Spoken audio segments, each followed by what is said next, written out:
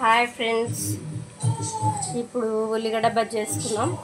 శనగపిండి, కొద్దిగా సాల్ట్, కొద్దిగా వాము, సోలా పొడి, పచ్చిమిరపకాయలు, కరివేపాకు సన్నగా తరుగుకొని వేసుకోవాలి.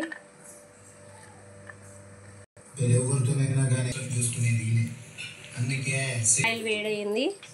ఇప్పుడు ఉల్లిగడ్డ బజ్జీ వేసుకుందాం. మామూలుగా అయితే పిల్లలు మిరపకాయ బజ్జీలు తినరు. ఈ ఆనియన్స్ బజ్జీలు అయితే బాగా తినేస్తూ ఉంటారు.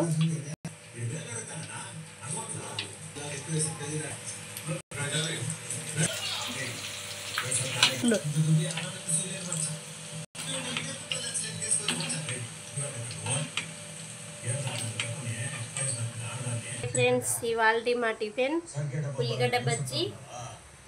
మీకు నచ్చినట్టయితే సబ్స్క్రైబ్ చేయండి, కామెంట్ చేయండి, లైక్ చేయండి.